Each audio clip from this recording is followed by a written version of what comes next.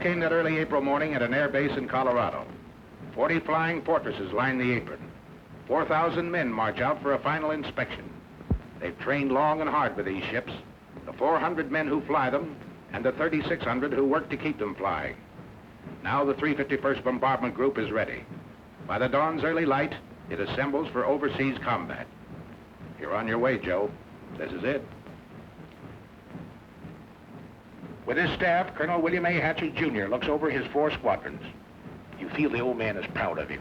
He finds no fault with you today, nor you with him. You'd fly his wing to hell and gone. Sergeant Philip J. Halls, top turret gunner from Springfield, Missouri. He feels that way. So does his pal Kenny, Sergeant Kenneth L. Halls, ball turret gunner from Perkins, Oklahoma. Related? No. They think they might have been several generations ago back in Germany, but now, just 2 guys with the same uncle, Sam. Meet their pilot, Lieutenant Theodore Argyropoulos of Redding, California. Argy's brother is in the Air Corps, too. Their dad was born in Greece. Yes, the Greeks have a word for it. Fight. Their bombardier, Lieutenant Daniel F. Stevens of Chicago. He can bat 1,000 with a Norton bomb sight. Sergeant Paul J. Posty, ball turret gunner. His dad came from Italy. Paul was formerly a pastry cook. He's got 1 brother in the Navy. Another, a Marine, missing in action. Here's Sergeant Tim Tutchet, tail gunner from Mariana Lake, New Mexico. On the reservation, they named him Aki. That means boy in Navajo. Uncle Sam's boy, too. A few last-minute instructions, and we're off. The compass points northeast. Take another look down there. That's your part of the earth. Out of that desert, those mountains, those fields has grown the American way of life. What you're fighting for. You remember the Colonel's quiet words? Men, the enemy has asked for it. Let him have it. Seek no quarter, nor give any beyond reason. Be firm, be just, and Godspeed you all. 8.5 hours out of Newfoundland, another sunrise. It's rising out of the red of battle, this sun. But 40 more B-17s, 3 minutes apart, have roared across the Atlantic night. The Irish coast looks up to say, top of the morning. And a lake in the Ulster Highlands gives the navigator a checkpoint. Off the Scottish coast, Dernya Craig is a signal for right rudder south, across the English Midlands. Pilots are impatient with lack of sleep. Head up, boy. Pour on the coal. Let's get there.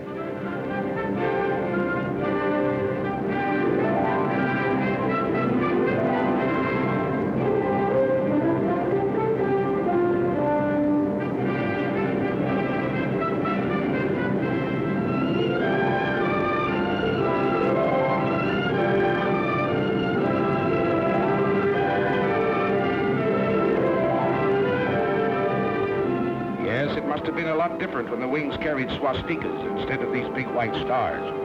Don't worry, folks. We're dropping nothing today, just our hats in the ring. Hello, Missy. We brought something for you and brother. Chewing gum and chocolate bars. And there's a crate of oranges in the ball turret. Ah, there, Grandpa. We'll be seeing you for a glass of that.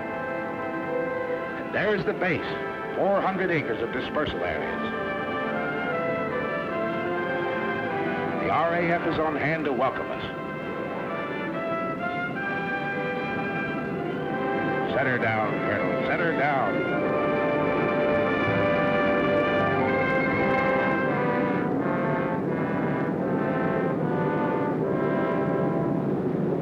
The 351st becomes part of the 8th Air Force.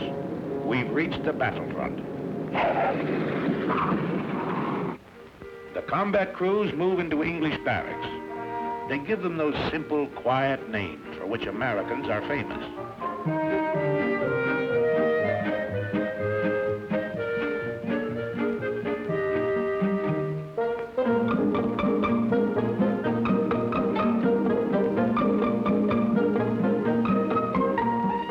Later, the ground crews arrive.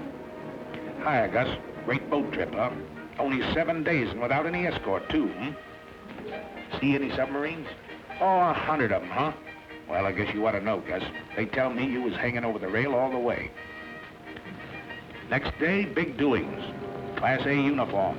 Shine those buttons. His Royal Highness, the Duke of Gloucester, brother to the King of England, drops in and is greeted by the old man. What's up? Sergeant Major says the RAF is handing over the field to us.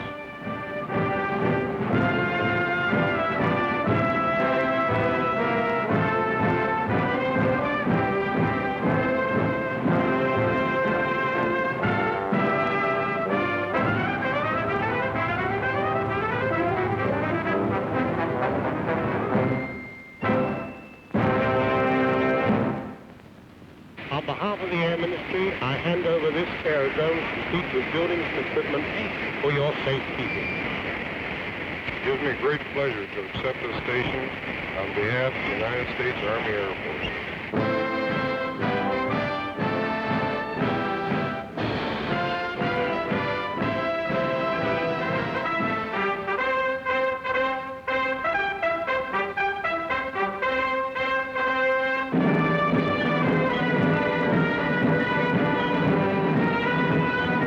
Okay, RAF. If we can fit your boots, we'll walk it straight, brother.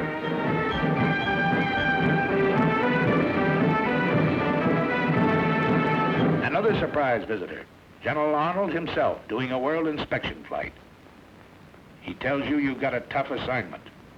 This is one head man who knows and doesn't kid you.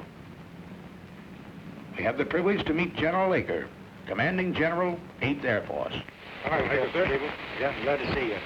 How are you coming to this camera training film of yours? Well, it's a little early to tell yet, sir, but we're turning a camera on everything and everybody. Well, I know what General Arnold had in mind in having you make this gunner a picture. Captain Gable, our gunners are already the best in the business. But if they were only 10% better, it'd cost the Germans another 100 fighters a month. So fire away, gunners. Plenty more practice before that first mission. His sleeve is a forked wolf. Track him. If you don't, he might get you, and you might have to bail out. Over the channel, perhaps. But if you do, a Spitfire of the Air Sea Rescue Service is bound to spot you. A stubborn, tough gang, this outfit. They'll go after you any time, any place. They picked up men 3 miles off the French coast with Heine defense batteries screaming, "No, you don't." Their answer is always, "Sorry, old boy, we will."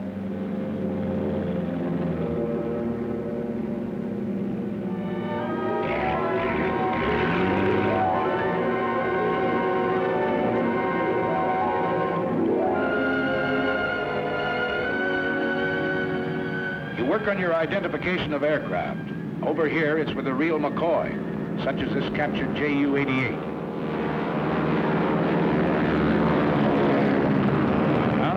There it is, everything up forward, punched under the nose. But the Canadian pilot says it's a sweet flying ship. Yes, sir, a dangerous all-purpose aircraft. Or the Heinkel 111K. He's a bad hombre, but he makes good airplanes, gentlemen. These will be a happy sight in days to come. Your fighter escort, that big barrel nose job, circled in white, your own American P-47, the Thunderbolt, side by side with a graceful spit. These are what you don't shoot at. You hear daily lectures on security given by Major Scott, your Scotch-born intelligence officer. Let's stop kidding ourselves. This flying field is only 20 minutes from the battlefront. The dumb spies have all been shot. The smart ones are still living. And you may run into one of them tonight at the Red Lion pub. And if you go to the pub, remember, £1 is not $1, but $4. And that equals 20 shillings. 1 shilling equals 12 pennies, which equals 20 cents. 1 English penny equals 2 American pennies. And don't throw your pennies around. Major, seems to me the paper in this town is not very durable. What do you mean durable? Laugh at this one for 20 years.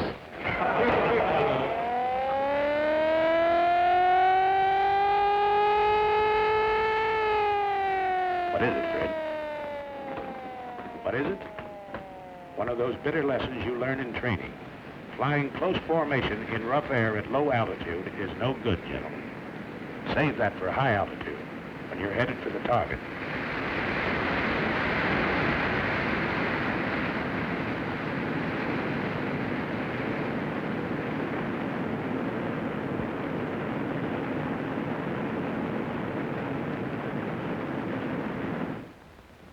Next morning, we crawl out of the sack to find Britishers on the field again. Big Halifax bombers that had blasted Berlin during the night. Their own field was closed in by weather, so they dropped in on us for breakfast. Say, Percy, how's the yak-yak over there? Rough? Oh, not half bad, Yank. Well, cheerio, lads. Thanks for the ham and eggs. So long, Percy, old boy. We'll be finding out for ourselves one of these days.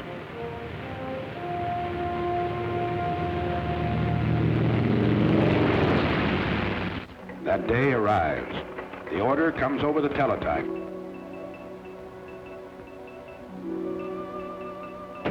The communications clerk carries it to Colonel Milton, operations officer. To Colonel Burns, deputy commander. The old man is on the phone. Then in the briefing room. I'm summarizing. Remember your route in to this DR point where you go northeast to avoid this black area. T-47s will escort you to about this point on the way in, and Spit 9s will meet you about here on the way out and escort you all the way home. And now the weather officer. Weather's plenty important.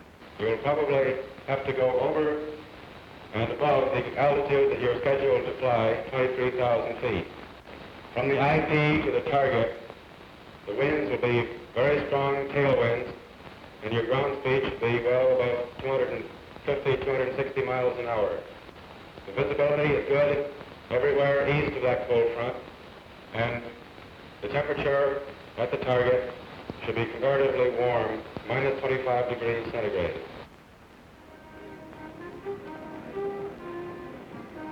Today is your baptism of fire. If Lieutenant Argyropoulos ever felt responsibility, he feels it now. In the armament shop, his crew is picking up their guns. Now remember, fellas, don't let them get too close trying for a sure kill. The main job is to bring these airplanes back. You got plenty of ammunition. Keep them out there at long range. Oh, we know. They've given you an easy hop. Only 3.5 hours in and out. What they call a milk run. But you'll remember this first mission. You don't admit it now. You wouldn't show it for the world. But later you find out everybody else felt the same way you did. Flash order from Wing headquarters. Wing wants 3 more ships added to the high group. 3 more bomb bays have to be loaded. Got to step on it. Positions in the formation change.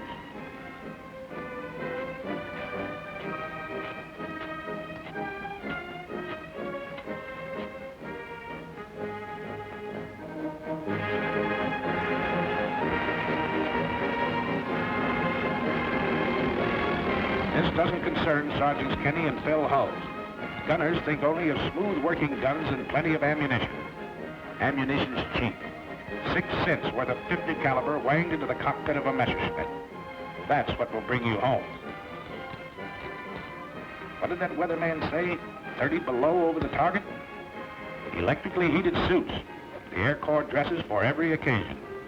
Yes, everything has to be right, brother. Check everything. Every strap tight. Every buckle set. Everything understood. You get into your flak suit. Mighty heavy material, but it wears well, the man says. A thermos of hot coffee. The joker who brings it says it'll help keep you awake. Art straps on his throat mic. Over this intercom system, he'll be able to talk to every man in the ship. And they can talk to him. They'll be talking for keeps today.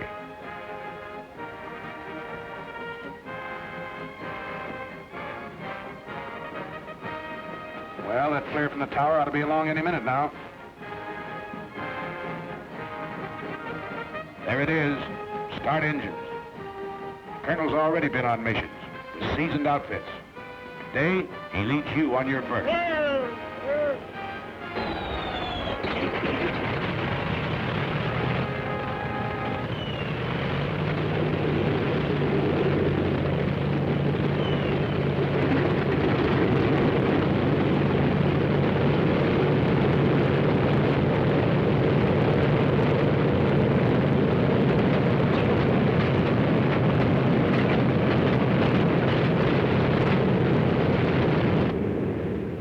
Second flare. Start taxi.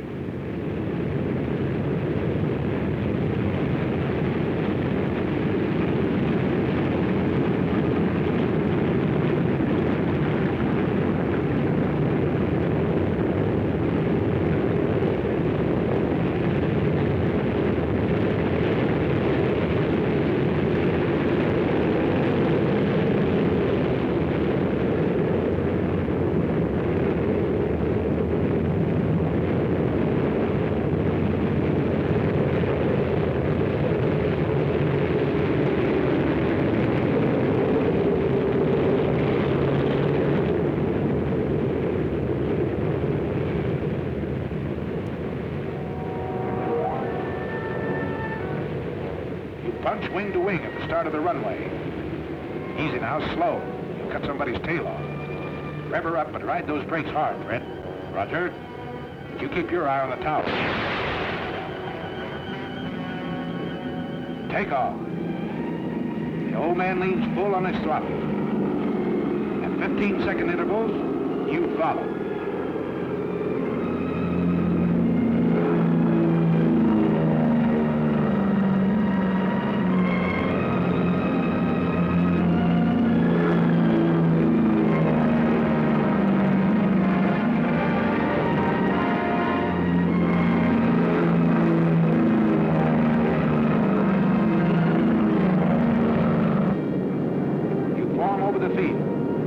You're on your way.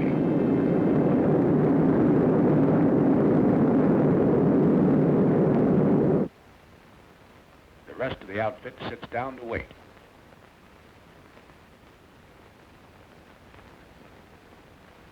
Go ahead, Mike.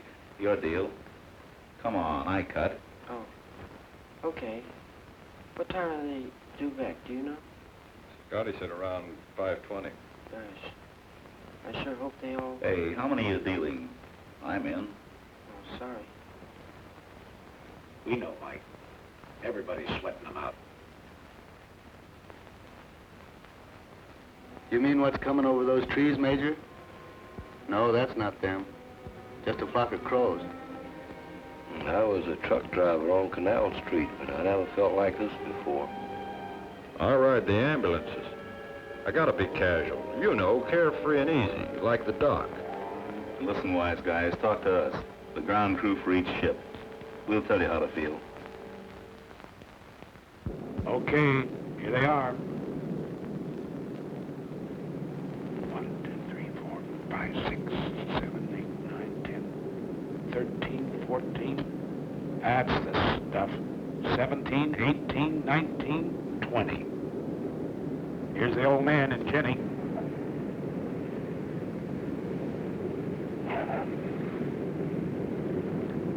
Yeah, that's your ship, Corporal. You can uncross those fingers now. 627. That's Joe Frischholz. A little hot, Joe, but you're a hot pilot.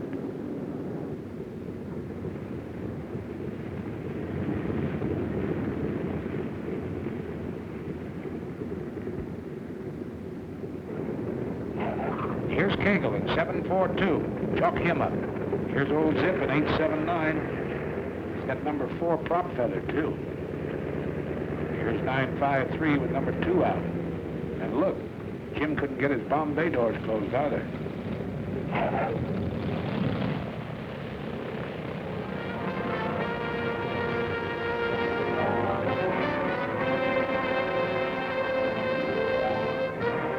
Oh, the old OK sign, huh, Sergeant? Must have laid him right on the nose. Yep. Oldie says he saw him land right on the MPI. Nice bombing, Steve. That's from me, Pete Provenzale, your navigator. Okay, Phil, chalk up number 1. Nice driving, Captain Arch. You sure know your evasive action. Uh-oh, Harry caught something. A 20 millimeter right across his radio. Arch looks at a hole in the horizontal stabilizer. Nothing at all. Hi, Pete. Come on, let's stow these guns and get to interrogation. Yeah, you're feeling pretty cocky. Nobody blamed you. It's great to get that first one over with. But this one was pretty easy, remember? You got a lot more to go. Longer ones, tougher ones. Take it easy, boys. Take it easy. Back from the raid comes Major Lewis Nowak, Group Surgeon. Doc flew this first mission to study the physical reactions of men in combat. He didn't have to go, but that's the kind of a doc he is. And today, on the walls of the officers' mess, begins the chronological record of the group's success. Coutray, a German fighter base in Belgium. Annie doesn't live there anymore. In the meantime, we find Kenny and Phil cleaning their guns in front of the armament shop. Hello, Captain. Hello, fellas. Well, how was it? You know, Captain, I don't think those Germans like us. Are you ready to go again? Sure. Got to get this thing over. Did you learn anything you didn't know before? Plenty. At home, they told us the Jerry's made most of their attacks on the tail. Today, most of them are on the nose. Yeah. Most of the time, I had my turret pointed at 12 o'clock.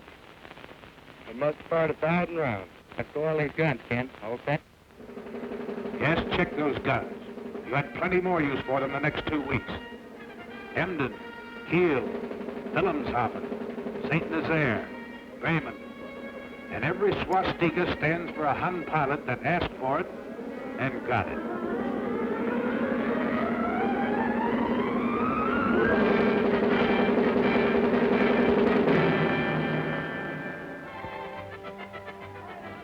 Came days when enemy targets were hidden by weather. So the more energetic of you found relaxation in peaceful combat. While the more studious men discussed tactical charts and maps, or something.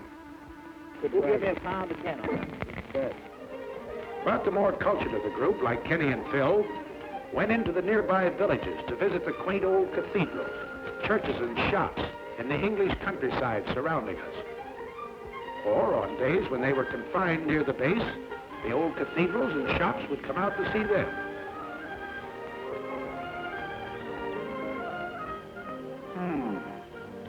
This little shop wants to go home. Meanwhile, back at the kitchen, we find a very unhappy and angry man. Hello, Sergeant Posty. Hello, Captain Gable. What's this? I thought you were a broad turret gunner. I thought so too, sir, but I've been grounded. Oh, your pants crept up on you, huh? Yes, sir. They found I was chef at the Brown Derby in Hollywood, and now they have me in the mess making a cake tonight for the officers' party. Nothing you can do about getting back into combat? I don't think so, Captain. Well, Sergeant, remember this. There are 2 kinds of cake. One of them's good, and the other one, I'll be seeing. But gals or parties, you're still fighting a war. And you're getting mighty good at it. Nobody knows it better than the sucker who started it, little Adolf.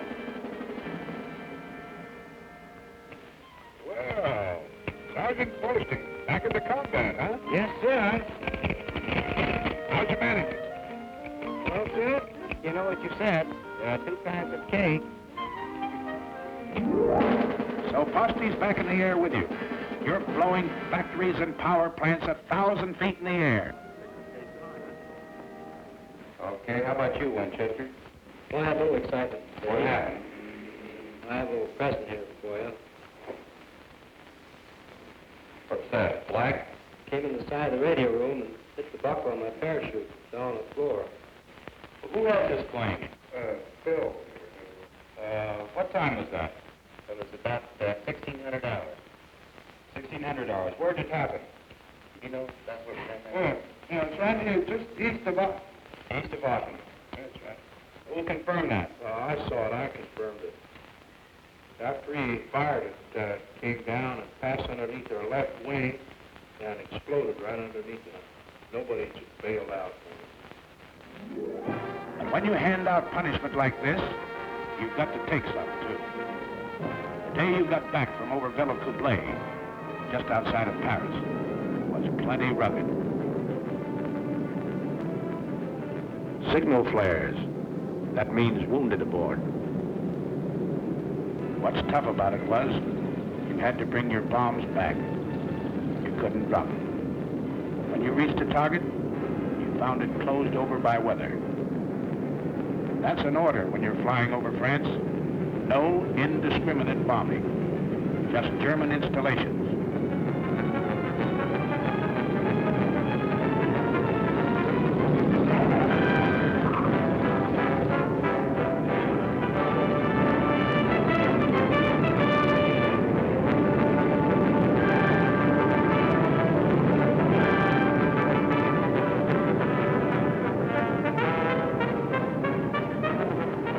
Colonel Milton, who led the raid, is a tired, sick guy this day, and nobody blames him. He had to fight his way 3 hours in, 3 hours out, under constant attack by over 200 Messerschmitts and Focke-Wulfs.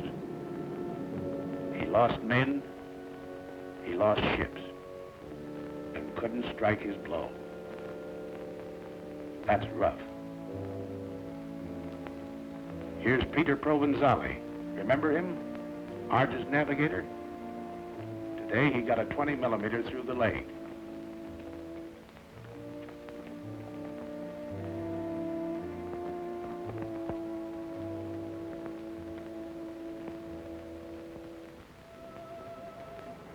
Control cable shot in two, but some wounded gunner wouldn't quit.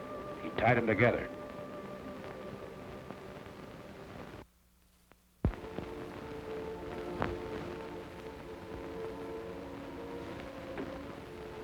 There.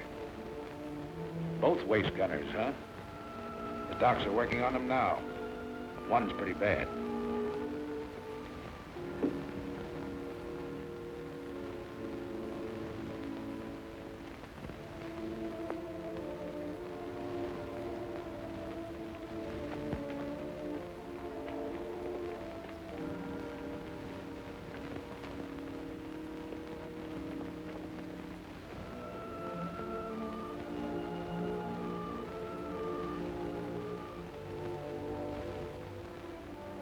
Easy now, you guys. It's Bob Wallace, co-pilot.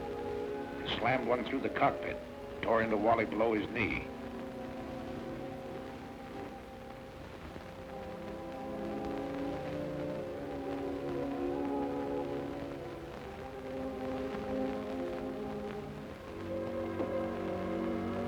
Bulletproof glass. Well, Sergeant, guess you live right. Yes, the bombardiers with their first aid kits had plenty of work today, crawling back through the bomb bays, trying to keep a steady hand in the rough going.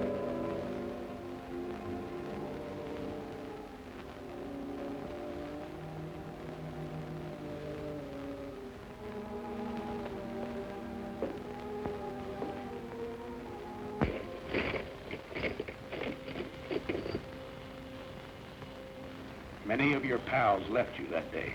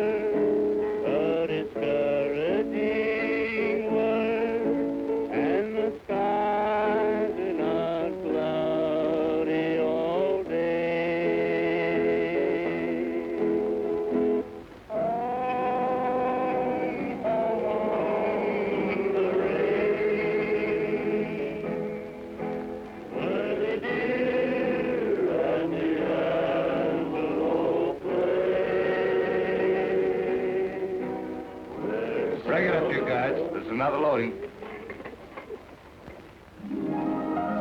But if you happen to catch one in the wrong place, they've got a pretty nice repair shop. Ever see a sergeant flip a tulip in a lieutenant's face? Well, you just did.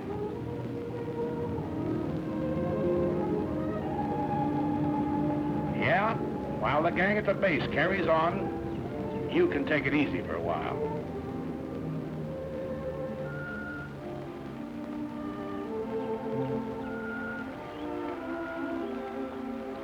How they fighting, Sarge? Nice fat fight, huh? This one's been stretched a little. We drop in on Lieutenant Bob Wallace to see how he's doing. How you feeling? Great. I'll be out of here in a couple of weeks. Oh, Miss O'Neill, it's Captain Gable. How do you do, Captain Gable? How do you do, Miss O'Neill? Wally, I never got a chance to ask you. Tell me just what happened when you got hit. Well, we'd left the target and we were on our way home. We got to the coast and we had our guns stowed away. A couple of FWs snuck up on us and gave us a good burst. Oh, I see. You had your guns stowed away, huh? That's right. That was a little early, wasn't it? It certainly was. It's not a very good idea to relax over here until you get back to your own base. Is that right? That's right. Well, go ahead. Then what happened? Well, after I got hit, I climbed down out of the pilot's compartment and got the top turret gunner to help me down into Bombay. He gave me some first aid, put a tourniquet on my leg, and took a good job of it. Well, that's fine. I guess you think it's a good idea for these combat crews to have first aid training then, is that right? I sure do. Yeah. So, Wally, what do you think of the B-17s? Your instruments, your guns, and all the rest of the equipment they're giving you to fight this war with? It's the best equipment in the world. That's good. Say, I hear you got your Purple Heart, too. Oh, yes, Colonel Kendall was in the other day and gave it to me. I was more nervous than when those FWs were diving on us. Well, outside of that, are they treating you all right around here? Did you hear that, Miss O'Neill? Wally's doing okay. Back at the base, they repair your ships, too. The busiest legs in the outfit belong to Major Ace Aiken, the S-4. This airplane's got to fly in the morning. It's going to be ready? Well, Major, I don't know, sir. Well, let's have no ceremony. Let's get the fans turning. Keep the fans turning. The slogan of the ground crew. They work hard, these boys. They work 90 hours straight without sleep. But your ship is their baby, and she's got to fly. And if you need to repair a few thoughts, Sunday's always a nice day for it, if there's no raid scheduled.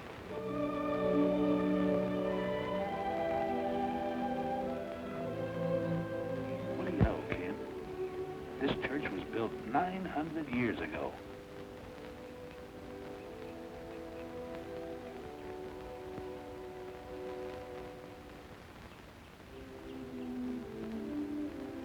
Over at the hospital, Father O'Connor celebrates the Mass.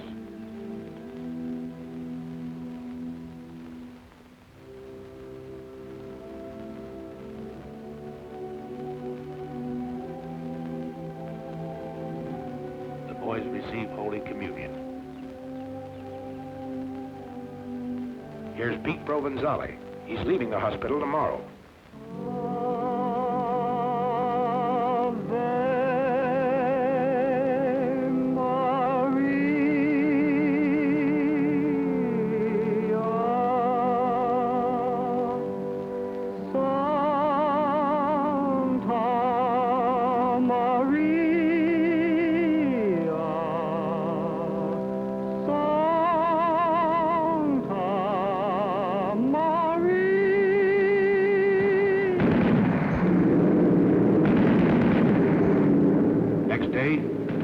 Back to work.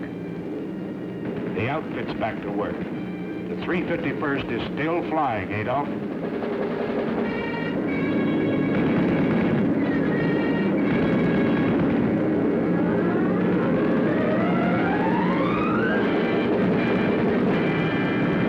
Attention to orders. General orders number 93. Headquarters 8th Bomber Command. 11th July, 1943. You can't get out of it, you know. They pin medals on you for this sort of work. It's not so much a thrill for you. It's a big kick it will hand the folks back home. The Silver Star, the Distinguished Flying Cross, the Soldier's Medal. Dad and Ma and that certain girl.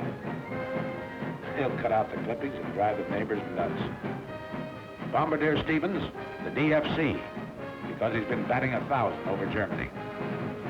And one to Pilot Peters. He had to ditch in the channel, but his coolness and courage saved his crew. Bill Halls gets 2 clusters on his air medal for straight shooting. The DFC to Tim Tutchin. A Focke Wulf and a mountain lion? No difference, he says. The control wires were shot in 2, so the DFC to Sergeant Del Conte, who tied them together, his hands punctured with flak. A Silver Star finds itself next to Provenzali's Purple Heart. He refused first aid till the Jerry fighters quit and stuck to his gun. The day the group led the wing over Schweinfurt, Colonel Hatcher was air commander. To him, the Silver Star. And the DFC to Kenny Hulls. Colonel Gross is smiling because Kenneth was having a Coke in the PX when his name was called. Are you forgetting your 5 confirmed Jerry, Sergeant? We're not. And they don't forget you when you're a little battle-weary and need a rest. At a very gay seaside community, a world-famous resort hotel has been converted for your pleasure by the Red Cross. A great place here. Sleep, eat, or what have you. Hey!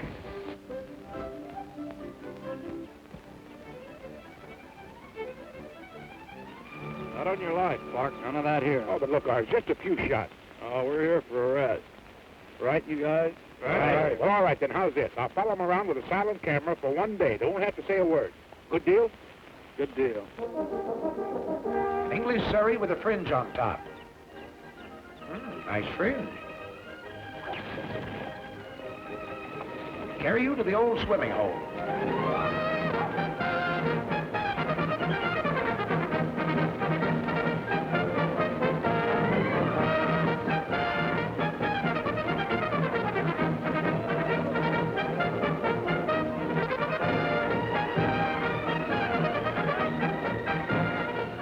Let down your flaps and slide in.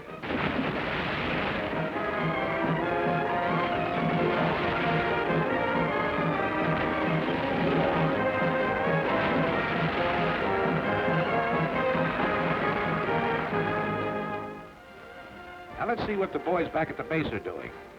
Why, they're getting a few laughs, too. We'll let the man who's handing them out tell you about it. Hello, everybody. This is Bob somewhere in good old Jolly Hope, laying a few eggs for the boys that really know how to lay them. Yes, sir, this is one of the happier cow pastures that we worked in over there in England. And look who's dancing. You know, I used to dance with Fred Astaire when we couldn't get girls. And right here you see Jack Pepper, who's here through the courtesy of his draft board.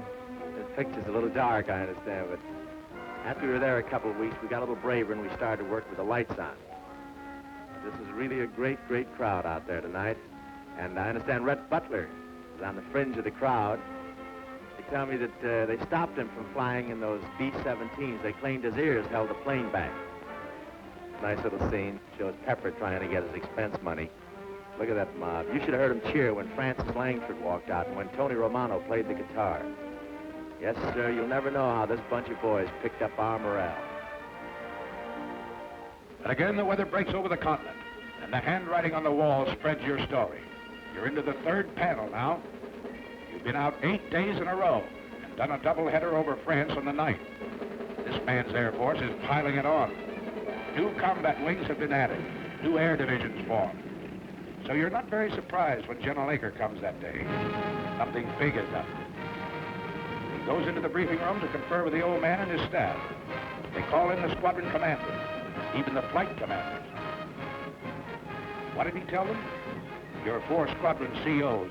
They know, but don't talk. Just grin a little with excitement. It's something big, all right, because the bomb dumps have been getting plenty of heavy stuff lately.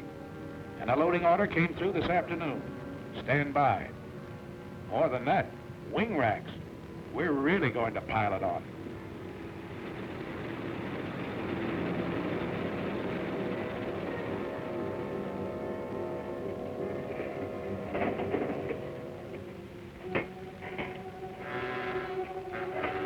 And that night, As always, when you know a real dilly is coming up, you're a little restless. Out in the dispersals, you hear them winding up those engines.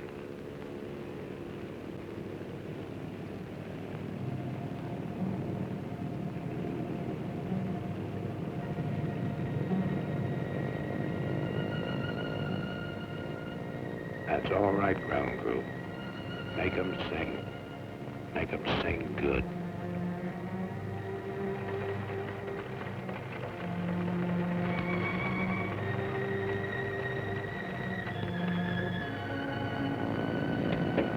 All right, you guys.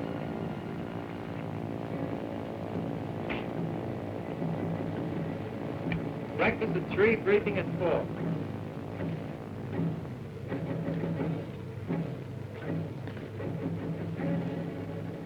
Okay, man. For security's sake, anyone know what the target is for today? St. Nazaire? Brussels? Paris. Oh, we'll see. All right, sir.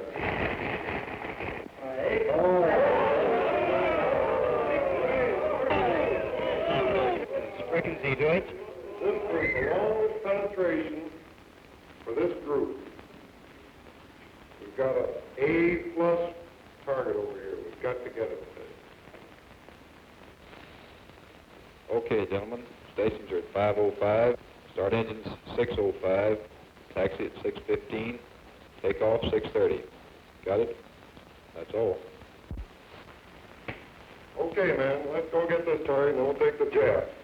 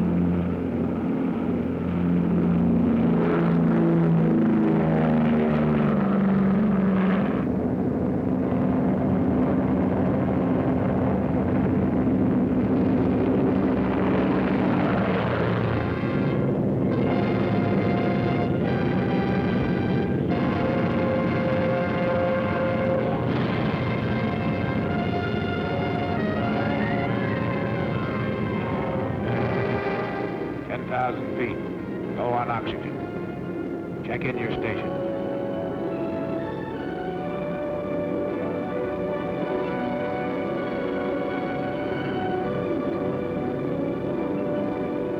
At the designated splicer point, still over friendly territory, you rendezvous with other groups. Your combat wing banks into position. Then wing after wing, as far as the eye can believe, the attack forms. It heads for its assigned targets 500 miles away. Up until this moment, your fighter escort is still on the ground, guarding its limited fuel capacity. Now flight control gives a signal to the Thunderbolts. They climb upstairs to overtake you.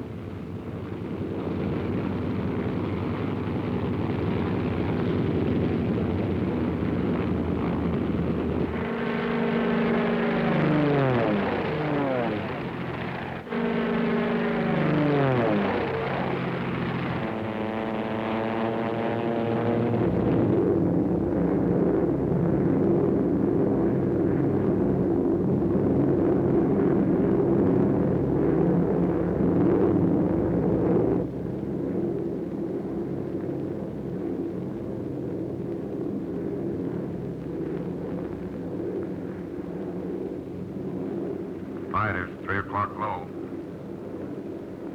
Watch it. That should be our escort. You're right, sir. 47s.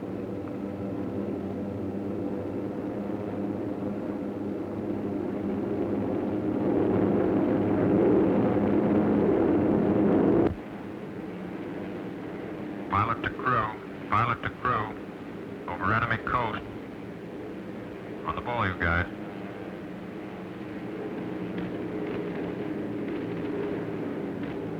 Hey, get a load of that flag.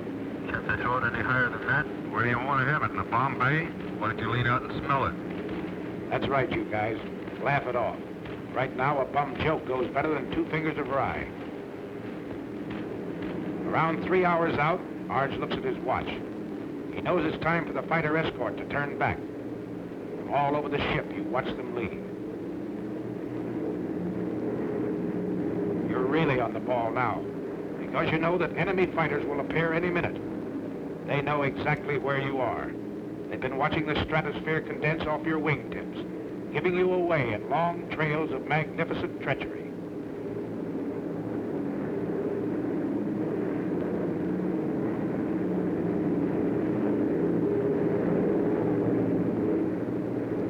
Okay, here they are. 9 o'clock high, enemy fighters.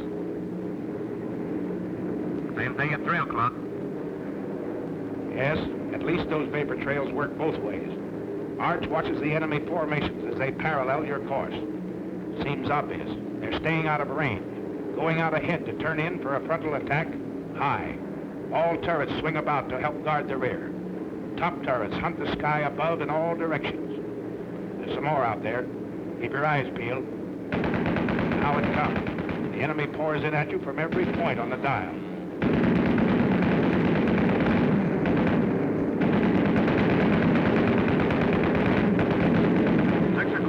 Level. 2 more, 5. Watch it.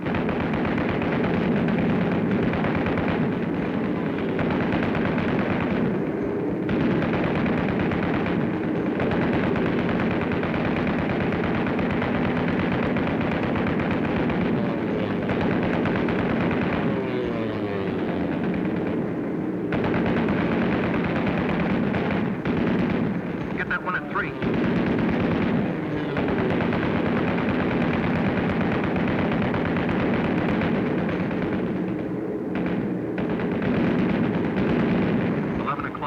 High.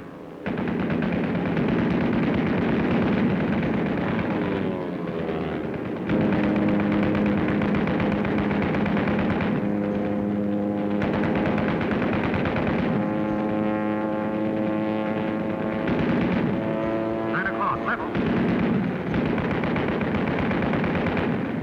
No, he's going low. Here he comes up.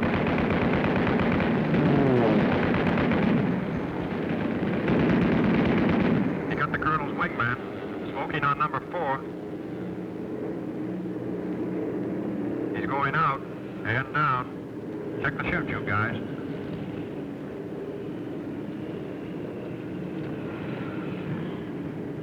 One chute out of the tail. 2 out of the waist.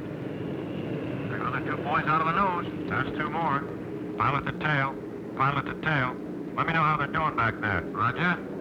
Fighter, 6 o'clock. Coming through.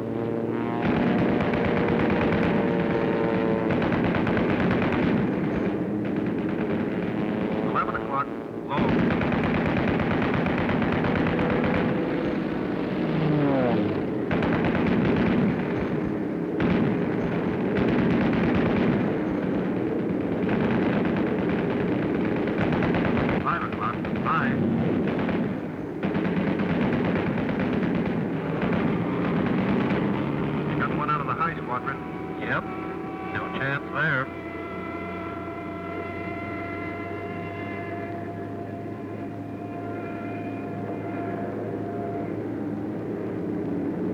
Two 190s, high. Somebody got one of them on the button. That jury pilot bailed out. He's not walking away from it.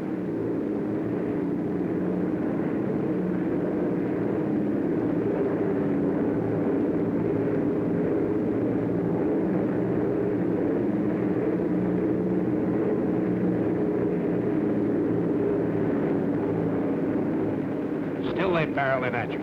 A little short on heart, plenty long on guts, this enemy.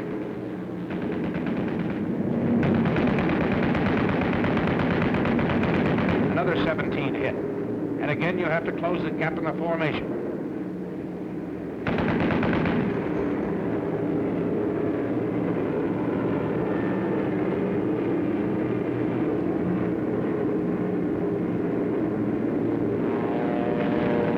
and again they come. 12 o'clock high, 4 o'clock level, out of the sun, and up from the ground.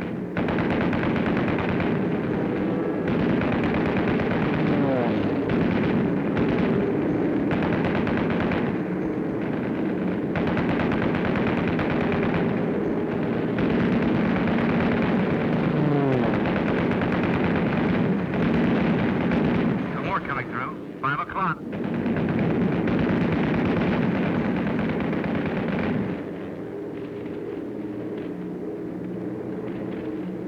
Crossing another flak area. It's heavier this time, so black and thick you can almost hear it, and it's more effective.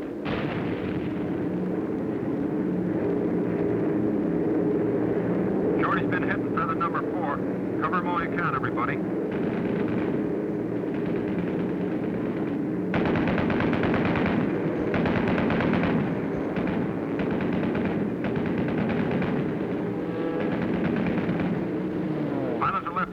Pilot to left waist. There's another one working Shorty over. Can you help him? No can do, sir. Out of range.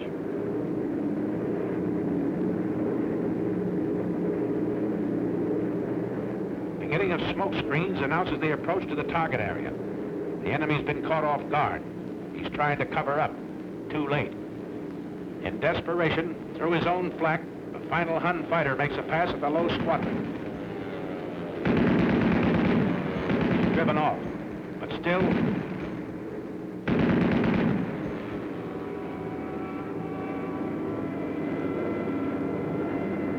Did a fighter or flak get that ship?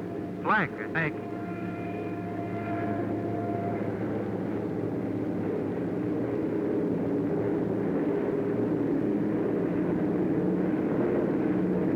There it is, the flare out of the lead ship. The signal for the bomb run. This is your attack. All right, Steve. We're on the IP. She's yours. I got her.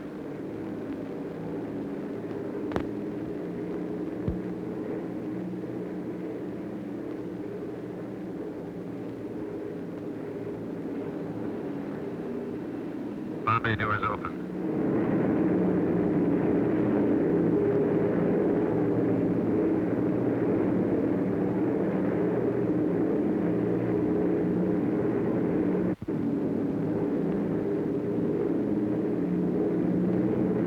Make a good run now, Steve. I'm on it. Yes, make it count, bombardiers. They build these ships around you. Bombs away.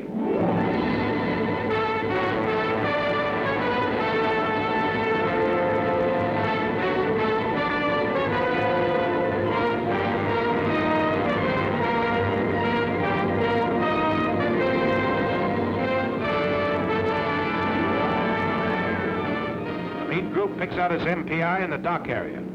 Let's go with the heavy stuff and the big incendiaries. The high group heads for the industrial section and hands out the same medicine.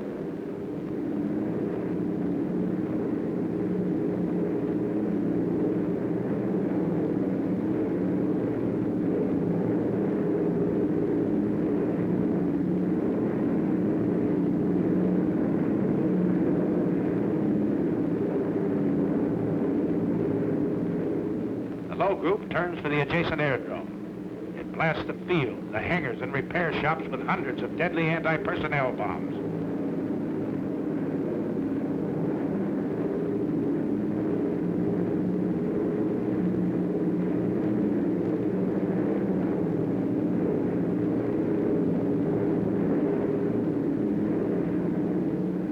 A nice pattern, bombardier. Good deal.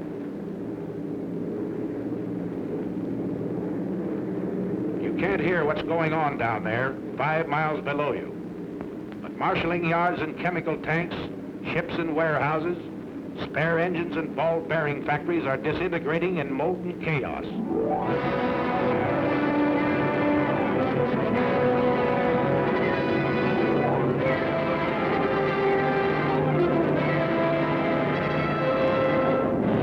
It's thunder out of the Alleghenies, Adolf. You said Americans were soft and decadent? Well, here's a red, white, and blue headache that'll help you change your mind.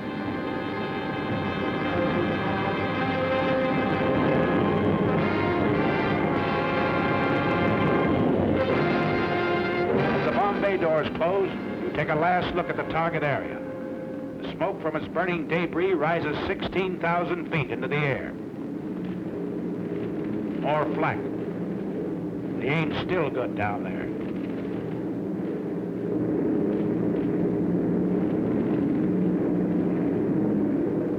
How about this trip home? Is it going to be rough? Pilot to crew. Pilot to crew. Well, you guys, we're over an hour out. They haven't come back at us yet. Looks like we're lucky this trip. Enemy fighters, 11 o'clock high.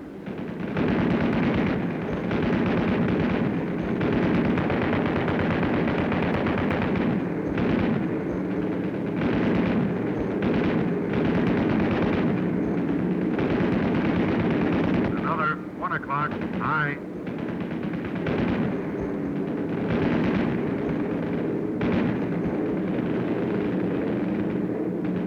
Coming level to 3.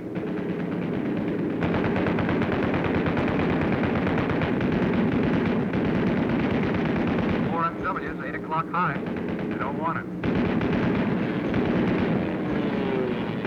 ME, 110, 1 o'clock high.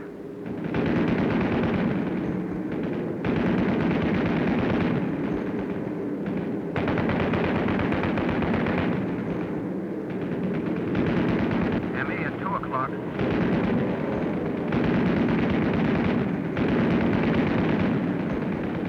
I got him. I'll say you did. He isn't bailing out either. Another 110 at 10 o'clock. He's yours, kid.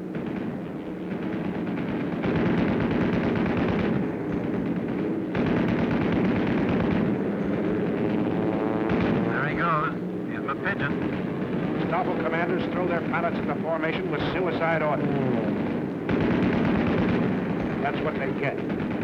Formation is tighter than ever, and you're not sparing ammunition. You're knocking them down like mallets.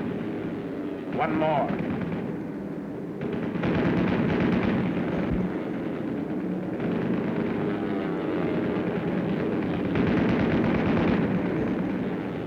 And another.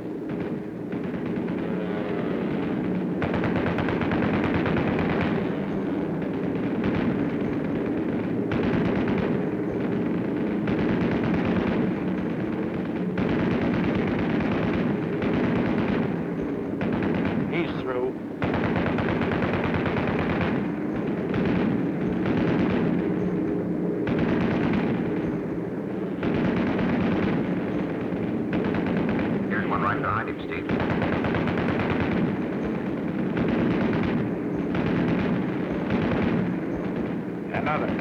2 in a row for the boys up forward.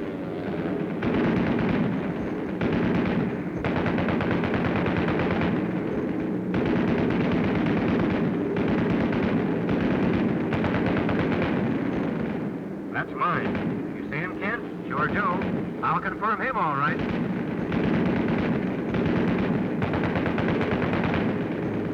Get this 110. Pull her up, Art. Pull her up.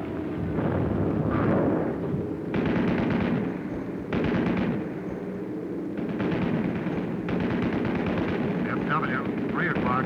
Take to him, Joe. Hold your fire on one eye. That's a spit on its tail. Yeah, our fighter cover's got here. Ah, poor spit. Gee! I tail it, Jerry. It's over the dick, pal. Look at that spit. Ride him down. Oh, you sweetheart. Good night, sweetheart. Till we meet tomorrow. Good night, sweetheart. Sleep will banish sorrow.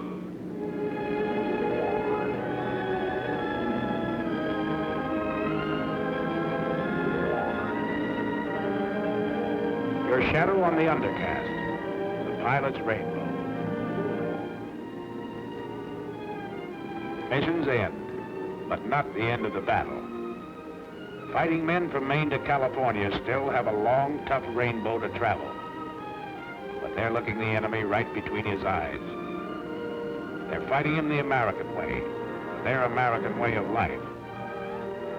Enemy of America, look at these men. They're not going to lose, brother.